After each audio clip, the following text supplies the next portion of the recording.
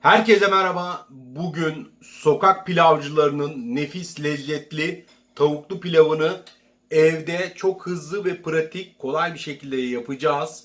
Bu tarifi daha önce de YouTube kanalımızda paylaşmıştık. Gerçekten çok büyük bir beğeni ve yorum aldı. Çok teşekkür ederim. YouTube'da da şu an bir keşfet engelimiz var. O yüzden lütfen bol bol yorum, bol bol beğeni atın ve YouTube'daki şu keşfet engelimiz çıksın ve videolarımız artık önerilsin. Sizlerin desteğine var arkadaşlarım.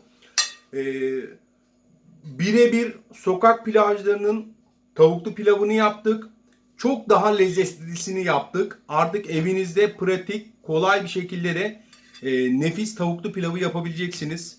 Bakın yanında tabii ki olmazsa olmazı bu sarı biberleri çok seviyorum. Ben hala sokak pilavcılarından tavuklu pilav yiyorum. Bir tadına da bakalım.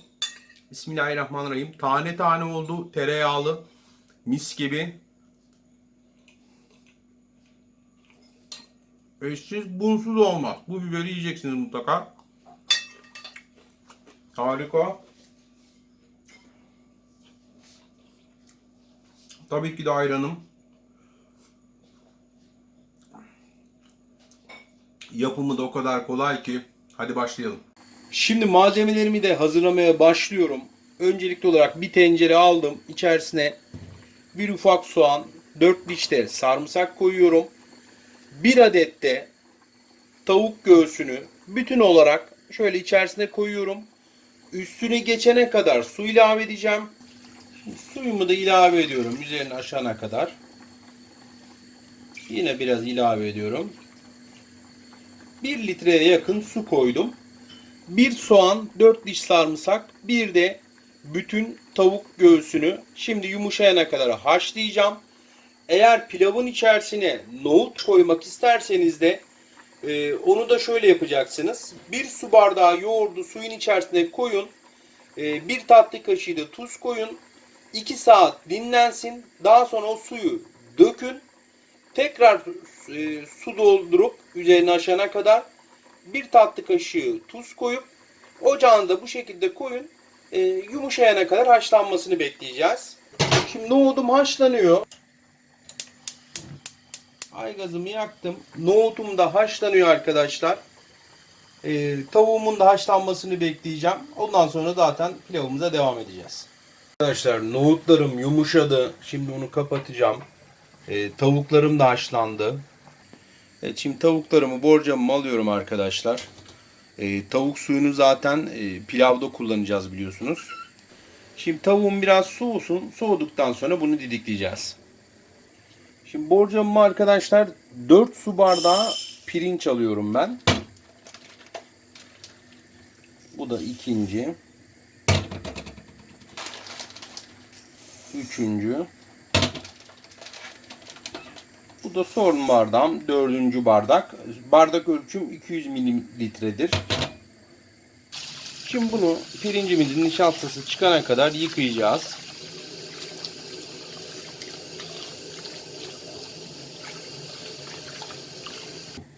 Bu işlem gerçekten önemli. Çünkü nişastasını çıkartmazsanız pilavınız lapa olur arkadaşlar. Tane tane olmasının şartlarından bir tanesi de güzel yıkamanız. Tekrar biraz su koyuyorum. Demin suyu gördünüz, dupduru aktı. Bu aşama gerçekten kolay ama önemli bir aşama. Tekrar suyunu döküyorum.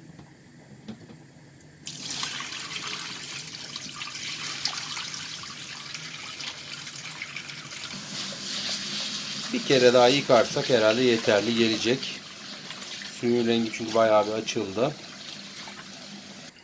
Bu da 3. yıkayışımız.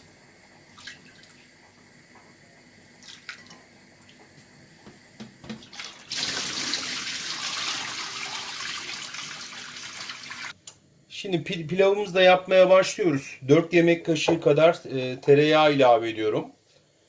Geniş bir tencere böyle pilav tenceresi tercih ederseniz daha güzel olur. Pirinci tabi eğer isterseniz 2 bardaktan yaparsanız da her bardağa 1,5 su bardağı tavuk suyu da ekleyebilirsiniz. Biraz da sıvı yağ ekleyeceğiz biz yine de. Şimdi tereyağımız erisin.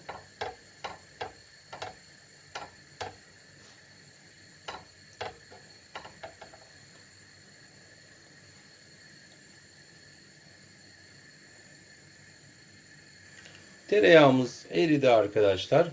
Şimdi pirincimizi de ilave edeceğiz. Bir 5 dakika kadar pirincimizi kavuracağız. Evet, pirincimizi 5 dakika tereyağında güzelce kavuruyoruz.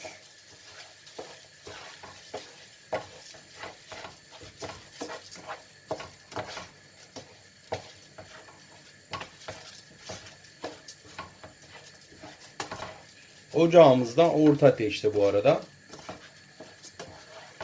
Sürekli karıştırarak 5 dakika pirinçlerimizi kavuracağız. Evet, kavurmaya devam ediyoruz arkadaşlar. Evet, 5 dakika boyunca pirinçlerimizi güzelce kavurduk. Şimdi 6 su bardağı tavuk suyu, sıcak tavuk suyunu ekliyorum. 4 su bardağı biliyorsunuz pirinç koymuştuk.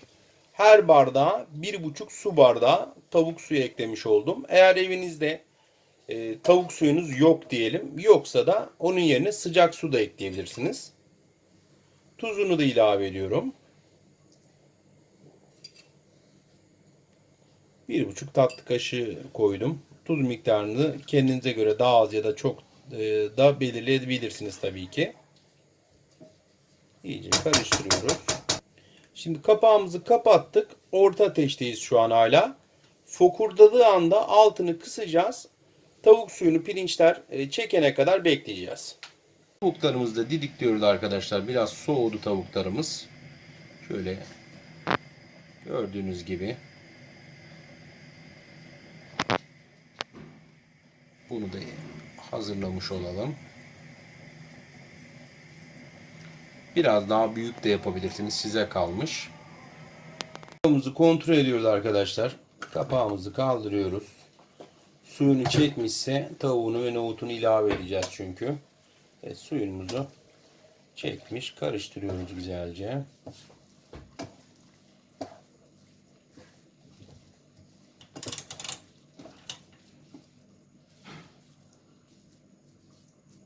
Şimdi pilavımızın üzerine didiklemiş olduğumuz tavuğumuzu, bir adet tavuk göğsümüzü haşlamış olduğumuz tavuğumuzu koyuyoruz. Şöyle. Aynı sokak pilavcılarının tavuklu pilavı gibi tavuğu bir kenara aldık. Bir kenara da nohutumuzu ilave ediyoruz. Böyle pilavınızı, tavuğunuzu alırken böyle üzerinden tabağın üzerine de ilave edebilirsiniz. Ya da isterseniz karıştırabilirsiniz. Kalan nohutumuzu da koyduk şöyle. Bakın. Hem böyle evinizde arkadaşlarınızla, misafirlerinize, aile bireylerinize ikram ederken tam böyle tavuk pilav arabası görünümü de verebilirsiniz. Bakın her açıdan da göstereyim tencereyi ben size. Bakın. Gerçekten muhteşem gözüküyor. Sokak pilavcılarının tavuklu pilavını, nohutlu pilavını evinizde tadına ve lezzetine kavuşacaksınız ve biz bu pilavı daha önce de yaptık arkadaşlar. Binlerce beğeni aldı. Aşağıdaki videolarda var. YouTube'da da 3. sırada zaten. Peçete koyacağım tenceremin üzerine. Şu şekilde. Diğer tarafına bir peçete koyacağım. Kapağı da üzerine koyacağım. Tavuklu pilavımın bir 10-15 dakika kadar dinlenmesini bekleyeceğim. Daha sonra zaten servis yapacağız. Arkadaşlar tavuklu pilavımız hazır. Peçetelerini de aldık. Kapağımızı da şöyle kaldırıyoruz. Şimdi artık servis kısmına geldi. Önce kasemize tavuklarımızı alıyoruz. Böyle sokak pilavcılarının tavuklu pilavını yaptığımız için en alta tavuğu koyuyoruz. Üzerine de biraz da nohut. Üzerine de pilavımızı koyacağız. Büyük bir kase yapıyoruz. Şöyle.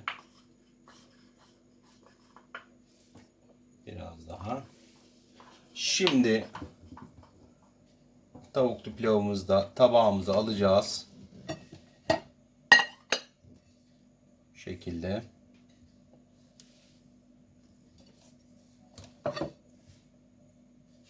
Evet, müthiş tavuklu pilavımız harika oldu. Şimdi tabii sokak pilavcılarının olmazsa olmazları var. Turşularımız var.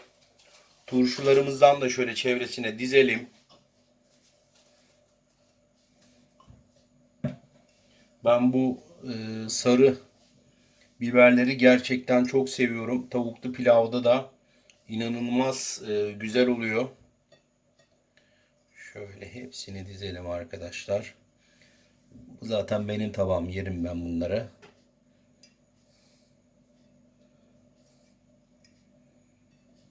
Bu da hazır. Şimdi üzerine de biraz şöyle karabiber ilave ediyorum.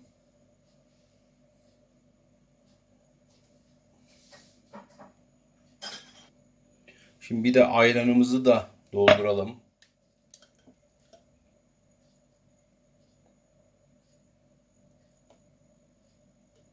Evet. Mis gibi, buz gibi ayranımız da hazır. Artık geriye afiyetle yemek kaldı arkadaşlar. Bugün de sokak büfelerinin, sokak pilavcılarının, büfelerin dedim daha önce sokak büfelerinin sosisli tarifini yapmıştım YouTube kanalımda. Sokak pilavcılarının tavuklu, nohutlu pilavını yaptık. Nefis bir tavuklu pilav. Tavuk suyuyla pişirdik ve harika oldu. Görünümünden de görüyorsunuz. Ayranımız da var. Sadece yemek kalıyor. En güzel Türk yemeklerinden bir tanesi bence tavuklu pilav. Gerçekten de herkes çok seviyor. Biz de çok seviyoruz. Hala bugün yolda tavuklu pilav gördüğüm zaman yiyorum. Yanında turşusunu ve ayranı da mutlaka alıyorum. Yayık ayran, açık ayran satıyorlar. Evde de tavuklu pilavınızı, sokak pilavcılarının nefis, lezzetli, pratik ve hızlı tavuklu pilavını evde de bizim tarifimizde yapabilirsiniz. Gerçekten aşamalara adım adım uyarsanız, videoyu durdura durdura giderseniz harika bir tavuklu pilav yapacaksınız. Yanında ayran da birlikte ayranı da evde yapabilirsiniz. Beğenmeyi, yorum yazmayı, yukarıdan bir saniyenizi ayırıp takip etmeyi unutmayın. Her gün yeni pratik tariflerle karşınızdayız. Deneyenler mutlaka yorumlara yazsın. Afiyet olsun. Biz her gün buradayız arkadaşlar.